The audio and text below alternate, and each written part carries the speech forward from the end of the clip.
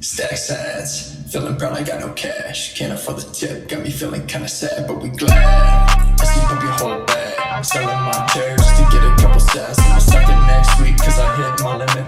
Never with a swan, just to get some digits. Good for you, stay back, I ain't talking finish. You know what I mean, take bad decisions. Yo, Q. Welcome to Have Fun Stacking Sats. Today, I have the honor and privilege of talking to Skinner. Skinner is an OG stack chainer. He came in hard and has just been a wonderful person to stack with. What's going on, Skinner? How's it going, man? Hey, Anthony. It's good. It's good to be able to talk to you, and yeah, man. It's wonderful to see your face again, man. It was such a pleasure to hang out with you at Pacific Bitcoin. So it feels good. It feels good to see these familiar faces. So yeah, man. Yeah, it was a good time. It's good to like talk face to face and to have, because we've been on Spaces a bunch. Yeah, and like the communicate. That's almost less than texting, because right. Only one person you can only really focus on one person saying it at a time. Yeah, and the conversation diverges to all kinds of different places. So you're the third person that I've done one of these interviews with, and I really enjoy like that one-on-one like personal experience. It's very cool. So Skinner, tell me about your Bitcoin journey. I started buying Bitcoin when I was still working about 5 years ago, and shit coins, and not really special stories, the same as a lot of people. I got wrecked by holding a bunch of shit coins, and then took my time to read about Bitcoin, read the Bitcoin Standard, Layered Money, a bunch of other books, just spent a bunch of time thinking about it, and long story short, came to the conclusion that I want to have only Bitcoin, and that's what I put my energy behind. Was there like a specific thing that really kind of like gave you that aha moment that it's Bitcoin and not shit coins? The big question for me was, why is there only going to be one? Because there's more than one right now, and there always has been. So why would I think that I can be sure there's only one? And for me, the answer came from the everything after Bitcoin is a copy, and you can't reproduce absolute scarcity. And that made sense to me, and that's why I realized there's only one like scarce property that has a real limited supply. And so that clicked for me. I don't know when, but that's interesting, because out of 3 interviews I've done, you're the second person to make that statement that you can't reproduce absolute scarcity. So that's that. And that why do you think you can't recreate absolute scarcity? Because you already have proof of work to get Bitcoin, and so anything else is trying to go around that. So we already have. That's and in every example you look at of people trying to create more crypto, it's a scam or it's just complete bullshit at its face. Yeah, and I mean that's one of the things that I tell people to answer that specific question is you can copy and paste the code, but you can't copy and paste the network effect. Just by dragging and dropping, you don't get all the people, you don't get all the nodes, you don't get 15 years of proof of work and defending the network from forks and all. There's been 20,000 attempts, and none of it has been able to replicate what Bitcoin has created. It's like one true thing. Yeah. There's only one, and there can only ever be one. Yeah, and it's a pretty hard concept to grasp. I'm going from that the typical Bitcoin journey where most Bitcoiners do shitcoin for a while. The reason you do that is because you're like, well, what if this thing becomes the next Bitcoin? Or what if this thing can live in harmony with Bitcoin? And then when Bitcoin like pumps, because you're still in that like fiat mindset where you're all focused on the dollar value, well, the next time Bitcoin pumps, this thing that looks good, well, that should pump too. It's really hard to Yeah, get I never to the got that point. far Yeah. into it. I shitcoined for one pump, the ICO pump, and then I held all the shit I bought all the way to down. And so I never really got to think that far ahead and plan out my shitcoining. I just got sucked into the energy of it because it was during the time when the prices went up and everything. And no matter where you put your money, it was going to multiply. And so you didn't have to think too hard to get gains. So I just learned the lesson by I had a bunch of fake gains, and then they were all gone. So I kind of got to learn the lesson for free because I had bought before it was worth anything, and it still was worth nothing at the end of the day. Yeah, and so ICOs were the second cycle. I mean, you just perfectly described everybody's journey, actually, because in every cycle, so Bitcoin has these 4-year cycles based off of the halving cycle. Approximately every 4 years, the issuance of new Bitcoin is divided in half. Yeah. So the result is there's this market cycle that kind of happens every 4 years, and in every 4-year cycle, there's this series of scams. And in the first one, Bitcoin was new. So the scams weren't all that scammy. They were just kind of people doing different things. And then there was the block wars in the next cycle. And then there was the ICOs, which Skinner was talking about. And in this cycle, it was DeFi and paper Bitcoin. And the end result is all the same. There's tons and tons of copycats of Bitcoin, but they don't have Bitcoin's property. So they have these huge spikes in value because everybody gets into it, and then they all dump. And every Bitcoiner pretty much goes. There's almost no Bitcoiner that just came into Bitcoin and was Bitcoin only. We all have to like learn this lesson the hard way, and sometimes we get lucky, gambling on shitcoins, and sometimes you don't. But in the 4-year cycle, you'll see the new shitcoins come in. They'll pump a lot, sometimes more than Bitcoin, and then they dump, and then they never go back to where they were before. I don't care about shitcoins. Yeah, I mean, what's the there's a reason, right? Because Bitcoiners learned that Bitcoin is more than just like a fiat investment. And once you learn that, that's when you kind of figure out that shitcoins are all noise, and you really start to focus your attention on Bitcoin. So what are some of the properties of Bitcoin, whether technically or philosophically, that just kind of drew you into Bitcoin is the real deal and everything else is nonsense? It drew me in. I guess I answer that as in what attracts me to it now and why now I want more of it.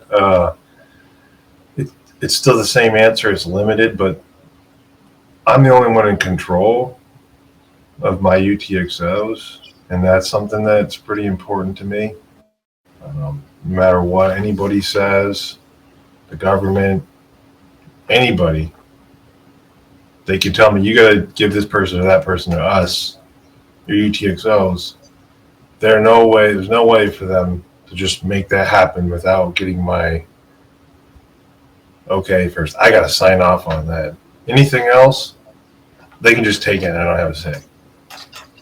And so I didn't want to be in that position. I want to be in a position where I'm secure. I want to build my house on something solid, build my life on a foundation that can't get rugged from me. And so that's my interest in Bitcoin, is that I can't be diluted. Like everything else gets diluted, can't dilute my Bitcoin. Only I can dilute my own. I can lower my own ownership equity in the network voluntarily, but it can't be forced on me. And that I see very valuable. Yeah, and so how significant is that? Because a lot of people put a lot of trust in fiduciaries and government. So why is it so important to have that ability to control things yourself? Isn't government money just good enough? No. Like if it comes from the government, you shouldn't trust it. Like some people trust things more because they come from the government. But for me, it's the opposite. Yeah. The government has a long track record of debasing money. And so the ability to control your own keys means that you're completely in control of the monetary policy of the thing that you're participating in. What kind of change how has that impacted your life, or what kind of change are you looking for because you have this? What kind of change am I looking for? What do you mean? Yeah, I mean it's like a revolutionary technology, right? Like people don't really view it that way, but we do. I'd like to transact in Bitcoin with everybody that I transact with. You know, that's something I would like to see happen. But for my own life, you know, I'm my own bank. I don't trust a custodian. I trust myself. I use my own key protection scheme. And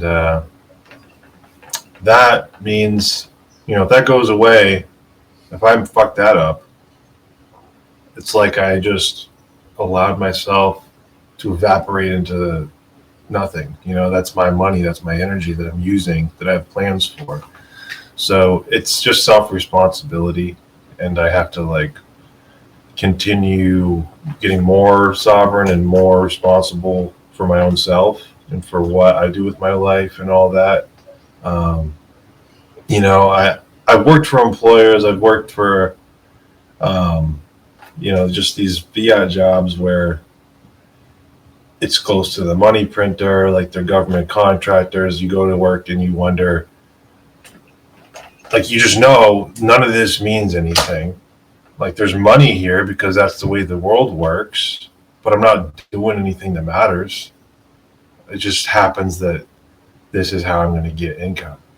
And eventually, like the will it takes to continue on that way, doing something that doesn't matter when you find something that does matter, you run out of that and you have to just align with what you know you need to be putting your energy towards and what's right and what's true to you. So like I'm kind of like, I don't know what's next. I don't even know what I'm doing now, but I know that Bitcoin matters. And so I'm putting my energy there and trying to see what I can do and how I can make that better. Well, go ahead. Please go ahead. That's it. Well, and it kind of doesn't matter with Bitcoin because Bitcoin is so consistent in what it does that if you've stored your time and labor in Bitcoin, that's good enough. As opposed to a fiat job, you constantly have to be reevaluating your life and participating in the system. Because if you just put dollars in the bank account, that's not good enough. You know, if you work, you put money in your savings account and the number of dollars goes up, that doesn't assure any kind of security. So you have to be like further invested in your fiat track, and your job becomes like integrated with your future. I have to keep my job. I have to get a raise. I have to get a promotion. What do I have to do to keep this fiat rolling in because it's being debased. But with Bitcoin, you don't have to do that because the limited supply of Bitcoin, the steady issuance, the fact that the monetary policy stays the same, you know what to expect out of Bitcoin. As opposed to you have no idea what the Fed's going to do. You don't know which company is going to go out of business. You don't know which scammer is going to dump on whatever thing and what house of cards is going to fall apart. So, Yeah. I yeah. don't know how long it's going to take for like the people around me to adopt Bitcoin and for it to just become as natural to use it as like swiping a credit card is or tapping my phone. It's not quite, it's kind of a headache, but you know, if people do it and disconnect from the fiat system and add pressure on themselves to disconnect, then like that's where you get that pressure to innovate and to like figure out how to make it work instead of you know, waiting for someone to make an app for you or whatever. Yeah, and that's a weird it's a weird thing to go against that grain, because if you explain to the average person like I store my time and labor in Bitcoin and that makes me feel secure. You know, and most people just don't view Bitcoin that way. They view it as something that's not secure. So I don't. Of course, young. I think it's still there's a lot of people who don't really get it, and they'll sell it or they'll try and trade it, and you know, there's not really any guarantees on what's going to happen. People are just going to do what they're going to do, and people could just decide they don't want to use Bitcoin. They could just decide that fiat works for them, and they're going to keep using it. And there are people who make that decision, and you know, so I don't look at Bitcoin as this thing that I'm riding that's just happening before me, and I get to like buy some and then wait. And now I'm rich and I don't have to work. Like, I don't think like that. I think this is happening because myself and other people are placing value on these UTXOs and adding pressure by holding and like doing the real squeezing of the sats. That's a thing that is a human action. So that's why I like doing that. Yeah. So do that.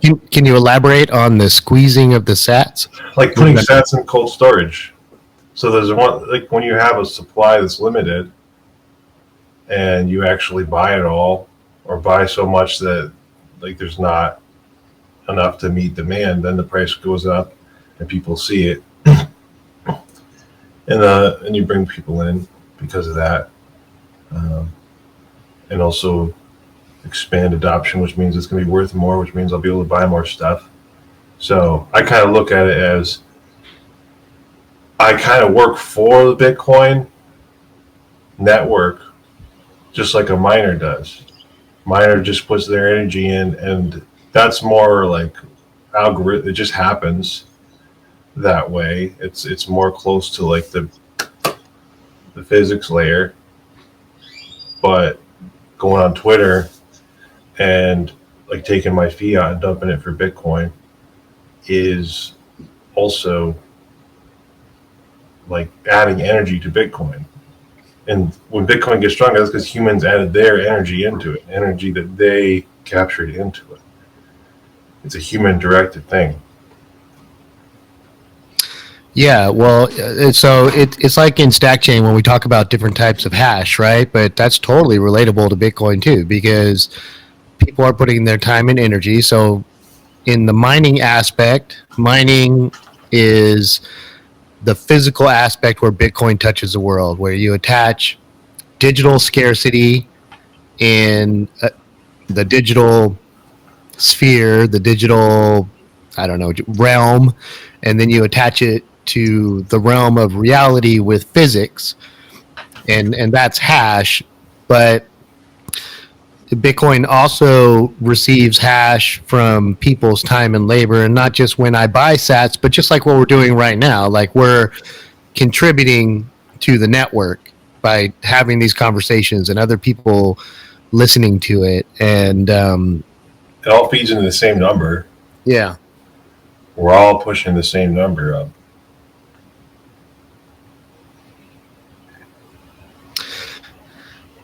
How do you think that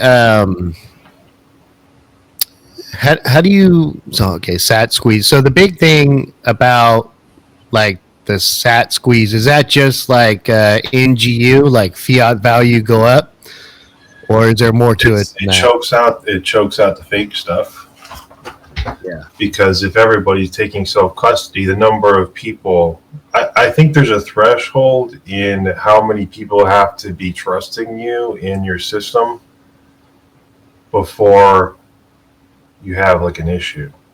So how unreserved are you, and how many people are letting you just hold those liabilities instead of taking their corn? So the more people take their corn, the more unstable these reserve things are, and the more easily they blow up. So it means they don't last as long unless people get hurt. I see it that way. Yeah, for sure. And the more, if you're doing something that you're not supposed to do, you stop doing it like when you get caught, right? So if more and more people are giving you their wealth, then you kind of get emboldened by that, and you get more willing to take risks. I mean, this is obviously we're talking about Scammer B right now, right? I mean, the guy just scammed. Just they're all the same. Yeah. He's just Yeah. a puppet. They're just. It's kind of like there's this guy that is scamming you, and they'll put his face in front of people and make him seem like a Silicon Valley Jesus or something like that, and give him a bunch of money, talk about him, get his face on thumbnails and stuff like that. But it's the same grift over and over. Yeah, and because in Bitcoin you have the ability to hold your own keys, and that's final settlement. When I receive Bitcoin, that Bitcoin is mine. Like nobody can do anything with it until like you were talking about earlier, until I voluntarily decide to make a transaction. People aren't used to that. People are used to custodians, and then if something goes wrong, you can call your bank and say, hey, somebody stole my credit card number, and the bank will reimburse you the fiat dollars. So that appears to be a big leap for people. Like, what do you think?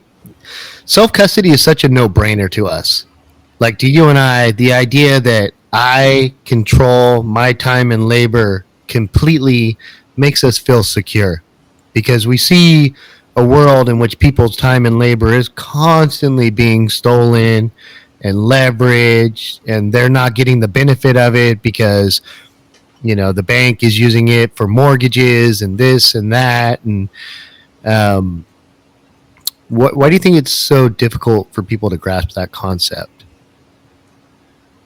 I think some people want to trust institutions, and maybe they just trust it because that's the way that they are programmed. And letting go of trust is scary. It's painful to realize that what you were trusting is lying to you, or maybe your enemy. So going from trusting something bigger than you that you thought had we live in a society where it's fair, but we don't really. So just grappling with that brings a lot of questions. And how did I let myself live that way for so long? How has humanity been living this way for so long? If Bitcoin is in self-custody is what we say it is, it's pretty radical. And it kind of seems like prior to Bitcoin is like almost like a dream, like now things are real. Right. Well, Bitcoin definitely has this aspect that once you learn about it, you can't see the world in any other way. Like once you learn about self custody, you everything that's not self custody just is a huge red flag. So it's like it's once you see it, you cannot unsee it. And I'm wondering how much like fear of personal responsibility comes into it. Like people, want somebody else to be responsible. Like they want somebody else to solve the problems. And with Bitcoin, it's very much you solve your problem. Yeah, it definitely forces you to like take individual responsibility, and it makes you realize that that's like there's no avoiding that. You can't live your whole life with other people telling you what to do or how to live or what's right and wrong. Eventually, you get screwed doing that. Eventually, you complacency has a price, and in the way the world's going, people are getting rugged for more and more normal things that are not. What I'm trying to say is people are getting wrecked by institutions, by the world being so corrupt. Just they're trying to live their lives. They're not even doing anything. But they get forced into a situation where they have to make a decision to keep trusting institutions or to like hold their own keys. We've never had the opportunity to not have to put trust. Right? We were born into that system. The trust was there. It's just it is what it is. It's been this way, for generations. So don't question it. Like, how can you change it either if it's a multi-generational thing? But once you find out you can, and this is the path, you still have to make a decision because it's still hard. Yeah, well, as far as you to like, we're in a position where if you go down this rabbit hole, most people in your life aren't going to get it. And that's a sacrifice too. Well, and Bitcoin is a voluntary system, right? Like nobody is being forced to use it, which is the exact opposite of the system that we were born into. Not only are we forced to use financial institutions, credit scoring systems, the currency of the nation that you live in, it's just assumed that that's what you do. Yeah. Like if you get rugged though. Yeah. And you get rugged, you're going to end up in something. You got to find somewhere. And like the best thing when it's time to say, oh, I got to go back, I got to go all cash, or whatever it is, I got to disconnect from this system. It's still a choice, but you have to make a choice. It's like we're here and we have to figure something out. I don't know how to do that, but no, I feel you. I mean, and some people aren't put into the position when they have to make a choice. Like the fiat system is working out just fine for them, or they feel like it is. So I wonder what separates people from that, because I mean, like you and I, we've had so many experiences from so many different kinds of people from every walk of life, and I just wonder, like, what separates out individuals to be interested in Bitcoin and be interested in storing their own time, because to us it's like a no-brainer. It's like, why would you give your wealth to somebody else for them to take care of it when they have this whole long history of not taking care of it, of taking advantage of you? Yeah. I'm not. It's a hurdle. It's like if your life's going a certain way and you're going through the motions and you don't really want to shake it up too much, like, like I used to talk to my colleagues all the time of Bitcoin and they never got it. And they would say things like, "Oh, my Vanguard's working. My Vanguard's up." You know, they don't even get like they get inflation. It's like, well, it's beating inflation, or oh, interest rates, it's free money. They get all that stuff, but they don't get Bitcoin. They don't get because they're afraid of the state. It's usually something like, well, what if the state? Am I going to stand up against the state when they try and confiscate it? So like I'm in their system whether I can help it or not, and it's this defeatist the kind of mindset where I work for a zombie company. I get paid like slave money, but I get to have a house. I get to eat whatever I want. So, what am I like? What reason do I have to like just leave that behind and try and like do things differently if it's kind of working, right? Yeah, well, and Bitcoin is a revolution, but it's not a revolution that requires that much. Like you can still work at your zombie company and you still earn your slave money, and just put more than zero, just have more than zero Bitcoin. It's such a huge leap for some people. Yeah, to go all in or to go even just I'm going to save in this. Or I'm going to have some savings that's Bitcoin. I mean, that's good. That's good. Yeah. Because if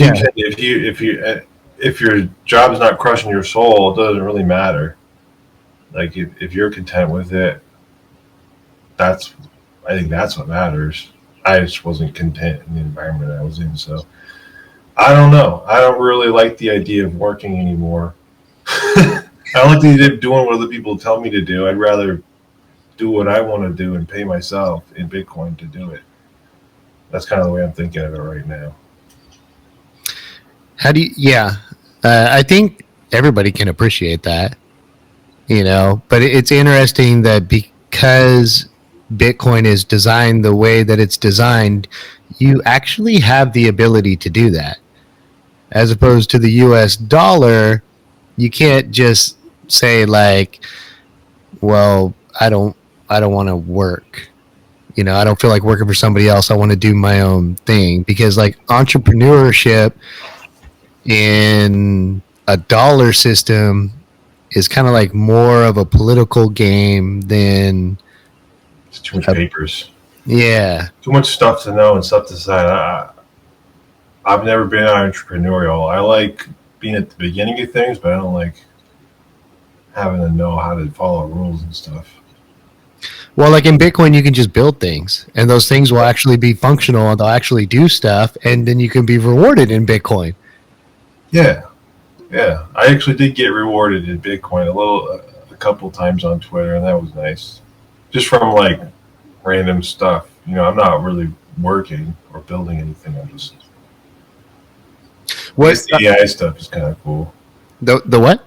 The AI art stuff that I make. Oh, yeah, for sure. I like that stuff. It's fun. So tell me about that, because some of that stuff is amazing. So you've just been doing like profile pictures of people, like this amazing artwork, and I don't know anything about that. So I found out that you could pass in an image to the Midjourney AI image generator, and which I've used before, and they have a new model that is kind of focused on faces. At least that's what I think it's about.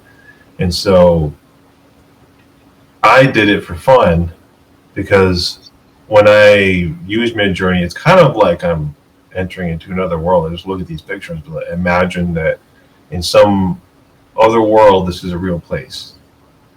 And I got to see a picture of it in some other dimension. And that's kind of like how I think of it. So it's fun.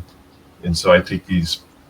People started asking me to make ones of them, because I made some of myself, and I made some of, I don't remember who I started with, but it's fun. People like them. It's not very hard, honestly.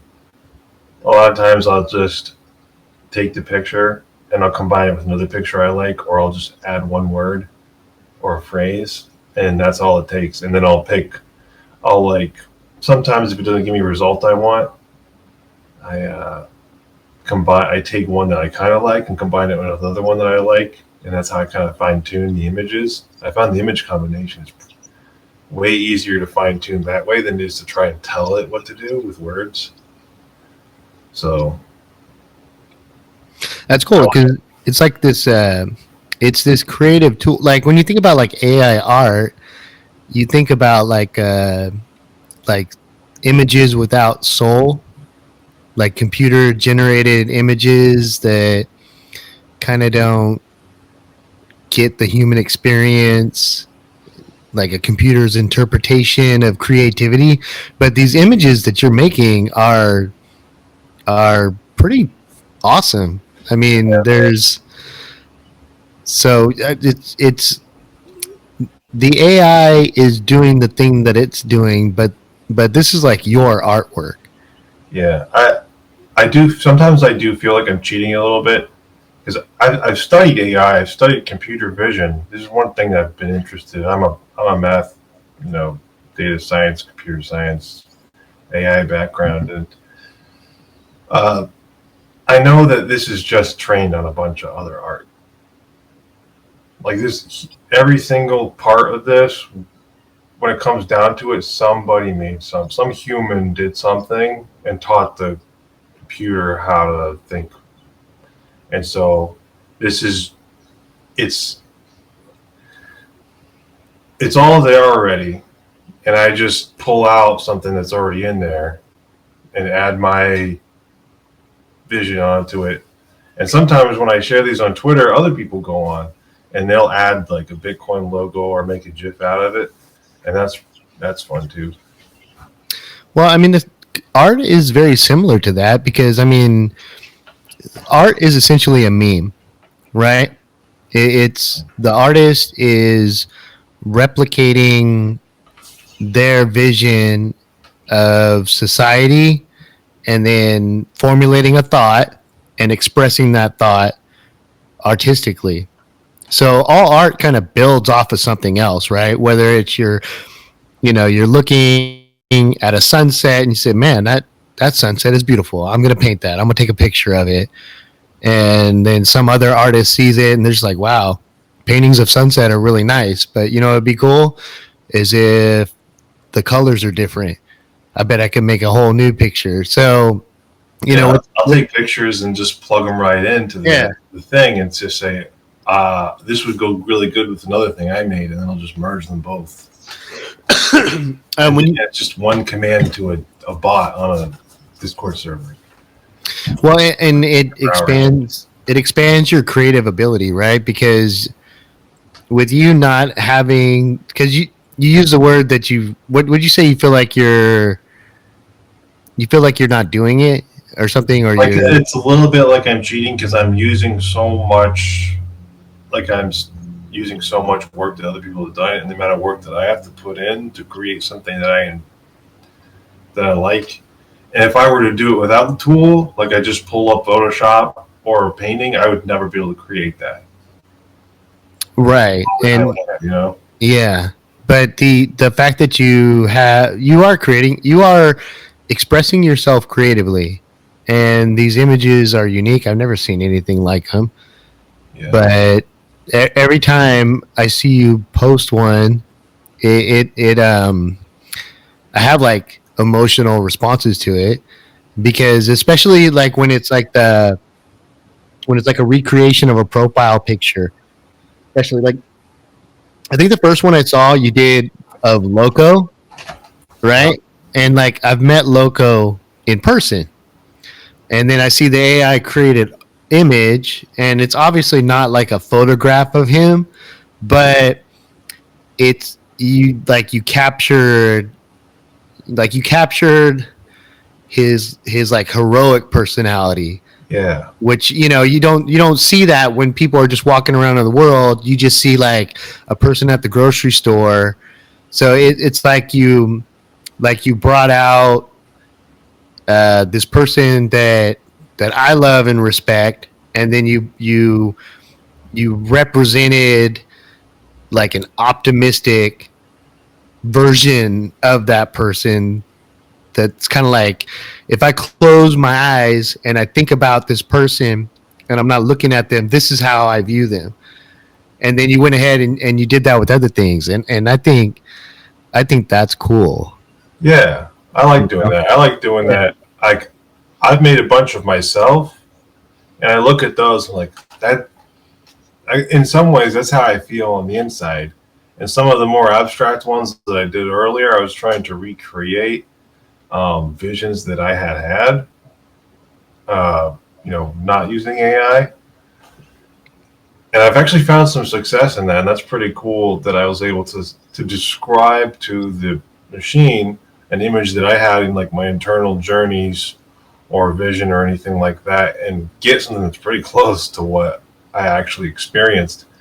Because I've always thought I wanted to share these things because I experienced them, and I've been able to do that, and I like that.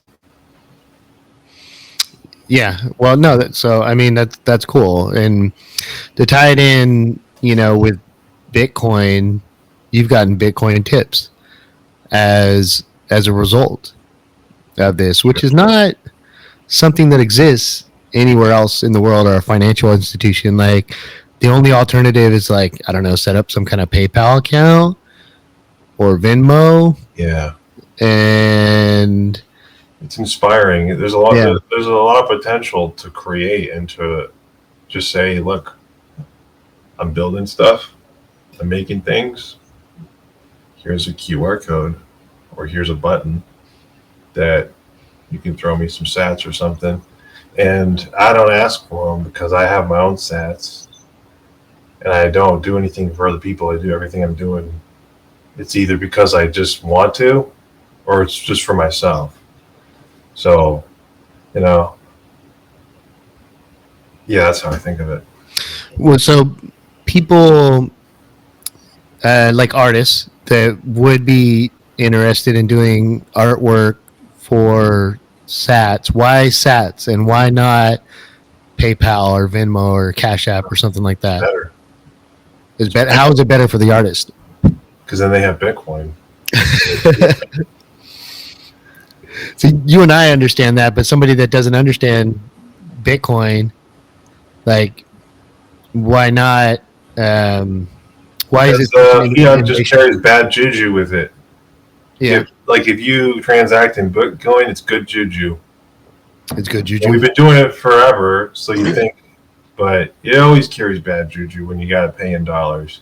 If you could have paid otherwise, it's not a neutral energy exchange because there's a third party and it's vampirizing everybody.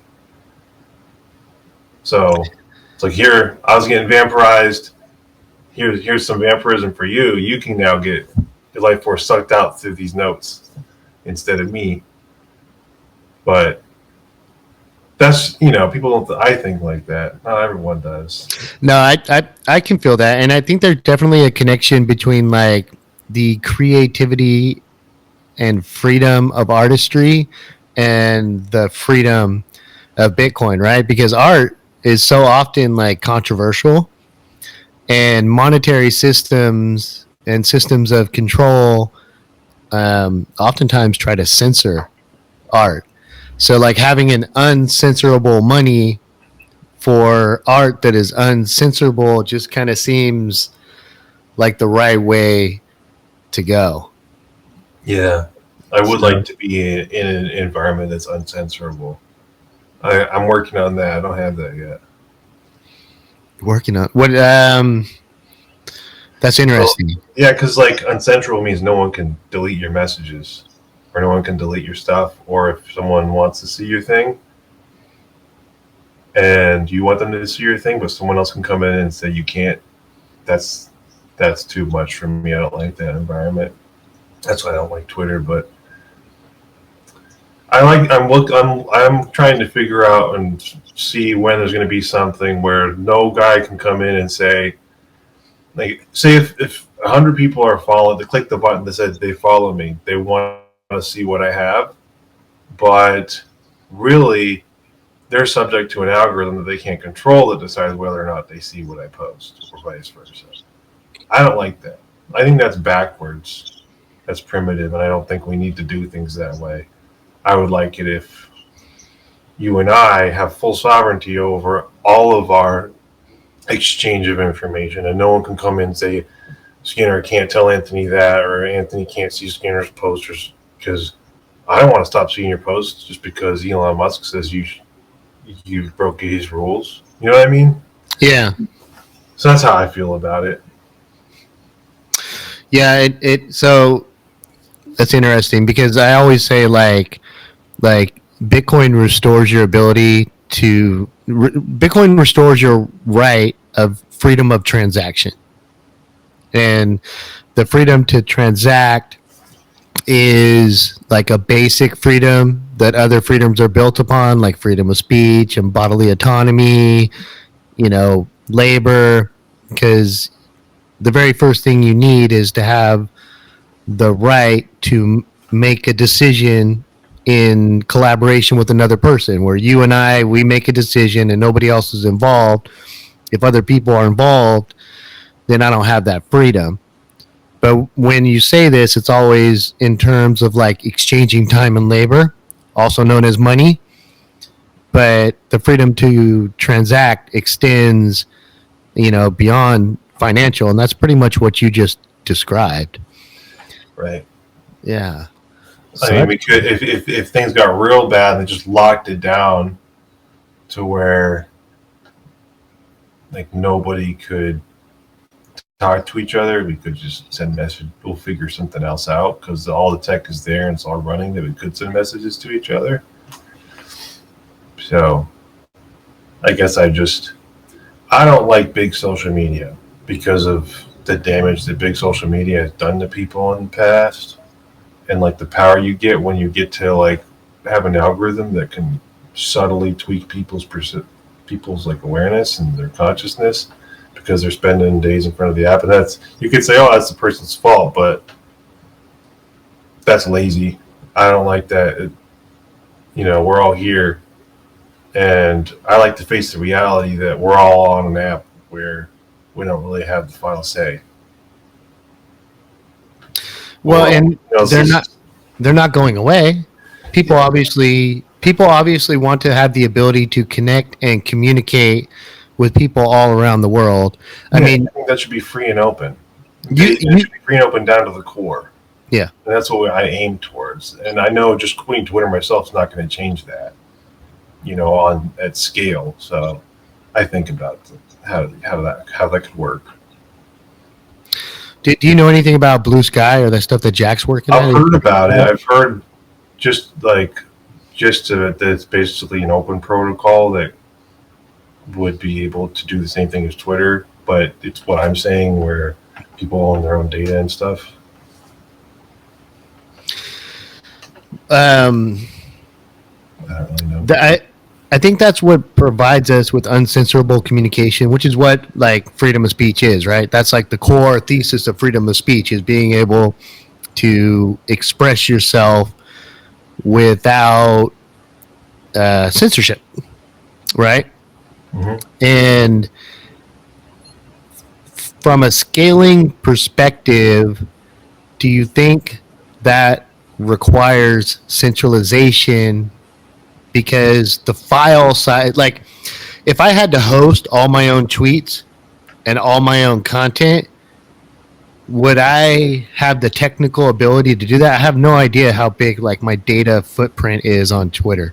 You see what I'm getting at? Yeah. Yep. Good question. This is the first time. Yeah. It's the first time I've ever thought of it, because that's I just got one of the embassy things, like this computer. Yeah, embassy's cool, man. Yeah, so I was gonna give that a shot because I do think like having my own compute, my own storage, and not using cloud at all is the way. Yeah, definitely. The cloud is bullshit at this point. Like just trusting big tech. That's all. Yeah, and you can see how powerful your data is, right? Because these companies like Facebook, Twitter, Google, they've grown so large and fat on our data, and it's absolutely a not your keys, not your corn situation, because they hold the data, they sell it, they've made billions, hundreds of billions collectively, maybe $1 trillion. Like you put all these big data. They're not just selling their data; they're selling you. They're selling us because they have there's all these systems that they know. Okay, this person has this, and they're ready to see this, and I'm gonna like turn over this person into this initiative or this thing or buy this thing. They have landscape. They have realty in your mind. You know, if you scroll Twitter 2, 6, whatever people do, hours a day. Yeah. That algorithm is running in your mind now. Well, and it like I'm just having like an epiphany here. Like your data, not your keys, not your data. So the end result of not holding the keys to my own data is I must exist in a communications platform where I can be censored. I can't say what I want to say. If I am politically not in favor, I can just be shut off. Mm-hmm. And I don't get to choose who I interact with. You know what? That might be one of the appeals of Stack Chain, because we all live in our notifications as opposed to on our feed. And you can't really opt out of Twitter without disconnecting yourself. Right. But Stack Chain, it's like, okay, Elon had nothing to do with Stack Chain. He had nothing to do with all this. And he thinks he can just come in and buy it and buy all our attention. It just feels degrading. It feels like, am I some flock of cattle that's here to be herded and yes, and reaped 100%. for profit? Yeah, it pisses me off, and it's why that's part of the reason I deleted. I was like, done with Twitter, but then I realized I gotta make sure I'm still connected to everybody, and then figure out how to quit properly. But I do not want to stay on Twitter for very long. But well, they don't have it. You know what I would really love? I'd love to host my own email. You know what I mean? And when I got my Start 9, because the embassy has all these wonderful tools for self-hosting, and that's one of the things that I was hoping for. I haven't played around with it for a while, so maybe, but once I get to the point where I can host my own email, that's gonna be pretty awesome. You know, because I like that. The tools that I use in the cloud are very useful, right? Like even this video. So when this video is done, we got to edit it. We got to get it onto YouTube. But just that process is you're using one tool that's not centralized, the editing software, right? Editing software operates locally here. I own it. It's on my computer, but the transfer of that file is probably going to happen on like Google Drive. So that means Google touches it. They do whatever they want with it. And then the sharing of that ends up operating on like YouTube, which means now YouTube has their hands on it. So like, you know, to have the ability to produce this content and completely own the entire data flow from beginning to end, so that it can't be taken down off of YouTube if YouTube doesn't like me, so that it can't be data mined by Google, so Google can figure out how to extract value from me, you know, without me even like knowing about. I mean, I guess we kind of know that they do that and we just accept it. Yeah. It's real creepy when you think about it. You know, like they're reading through all your emails and they take a look at everything that you store. And it just doesn't bother people. It's just one of those weird internet things. Like before the internet, too much.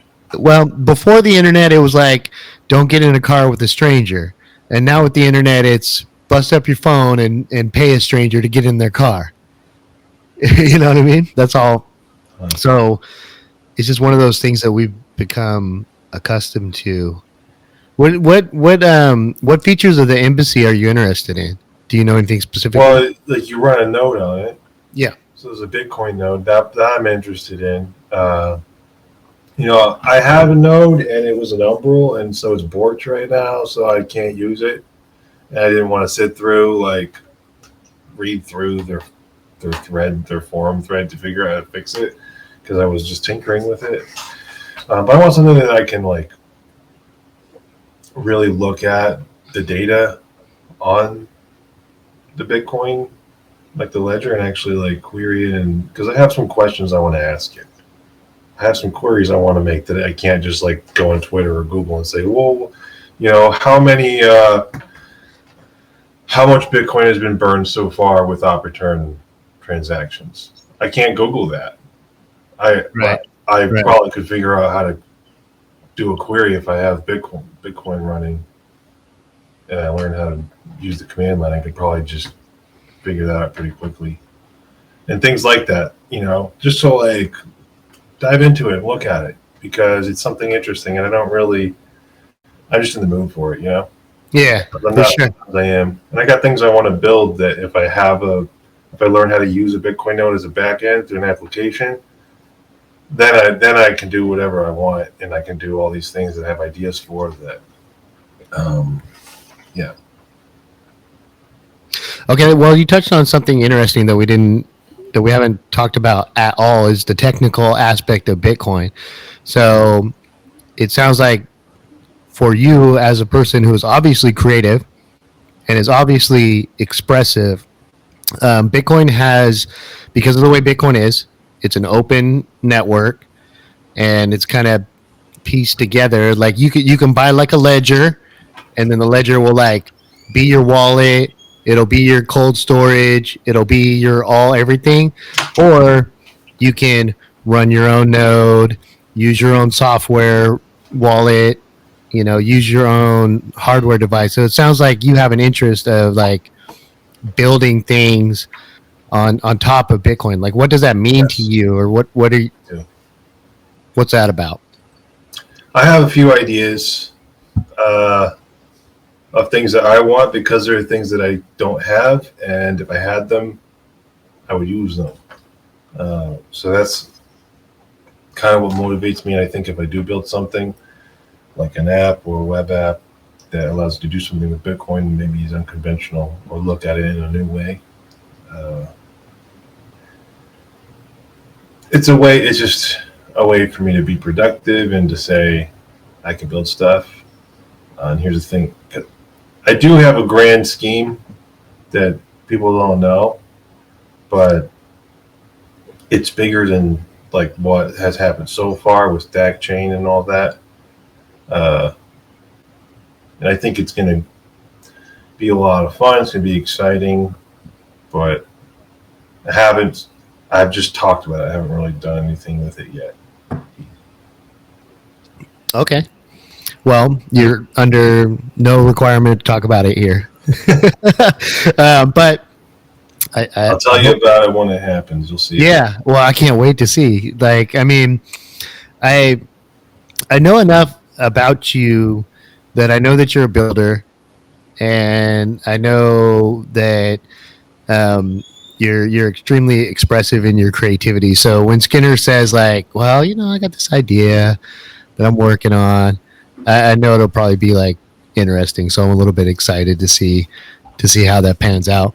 My guy, we have been in here for almost an hour, and one of the big takeaways that I really enjoyed about this, that I'd like to explore in the future, is this whole not your keys, not your data concept.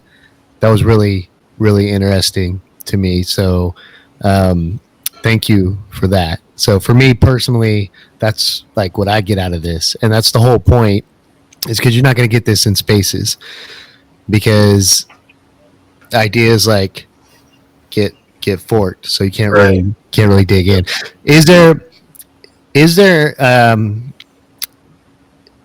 Are there any ideas that you want to lead people with? Yeah.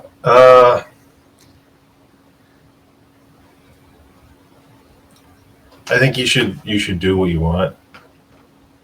If you're not doing what you want, don't wait, I guess. is there any information that you wish that, like, when you were a new Bitcoiner, is there anything you wish you knew, like, from the beginning? Oh.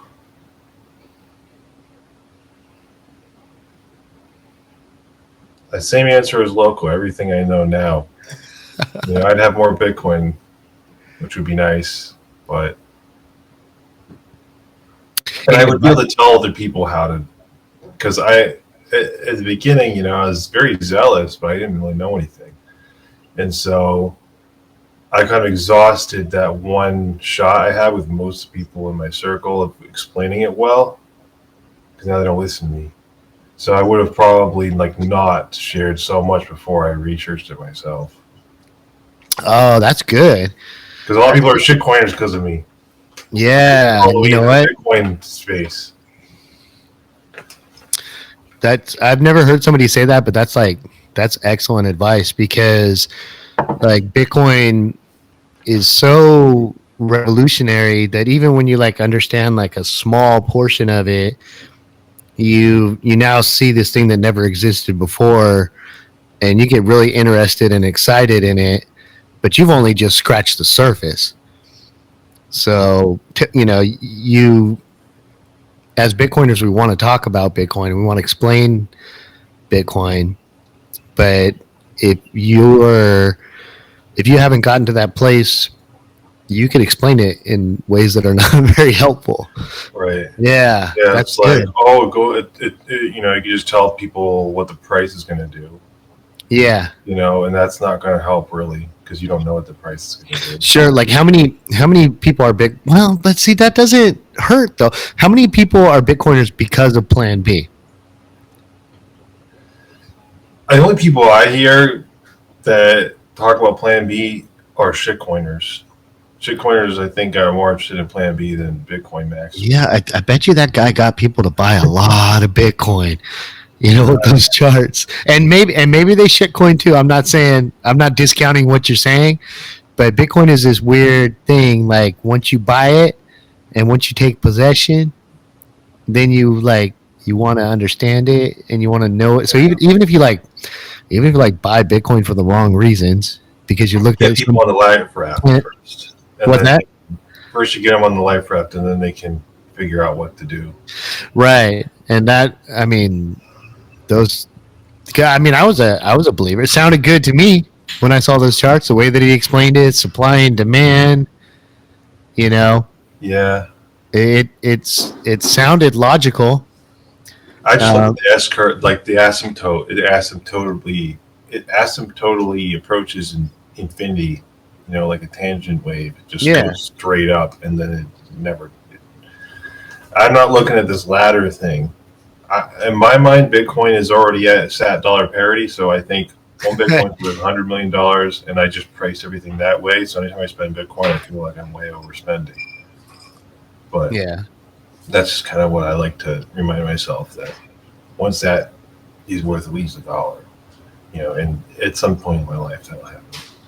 I price sats at how bad am I going to feel if I sell this? And I know that's kind of complicated, but it's the same reason I don't trade.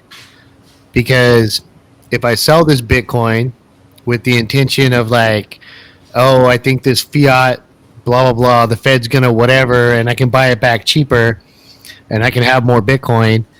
Well, what if that doesn't happen? And what if I end up with less Bitcoin? I just think in ratios now. So, I have a certain fraction of the Bitcoin supply. Yeah. If I want to buy a house, I'll have a certain fraction of all the houses that exist. And I do the math. Am I getting a good trade, or am I getting diluted?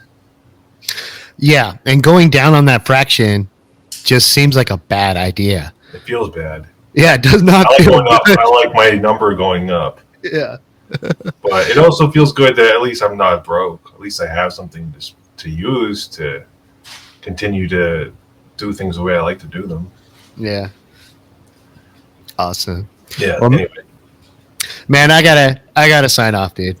It's been a fantastic conversation. Do you want to lead people with any where they can find you or a website or anything like that? I'm just on Twitter for now. That's how you connect. Find me on Twitter. Skinner. Yoshishi Satoshi. Awesome. And we'll go ahead and get the little @ symbol into the video. So you guys should definitely follow Skinner and see some of this amazing artwork that he's done. And he, interacting. I enjoy Skinner. So if you're not following Skinner, if you're not interacting with him, I suggest you do that, because I suspect that you will enjoy Skinner as well. So, man, thank you so much for coming on. Have fun stacking sats, and you're welcome anytime. I have no idea how this show is going to evolve or unfold. It's an experiment, but I appreciate that you gave me an hour of your time, man. Thanks, Anthony. It was great to chat with you, and I'm happy that I could be on the show. Cool. Very cool. Have fun stacking sats, guys. Peace.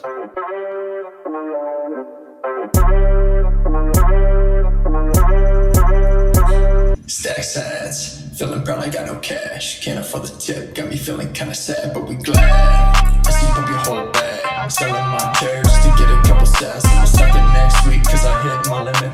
Never with a swan just to get some digits. Good for you, stay back, I ain't talking feelings. You remember me, same bad decisions.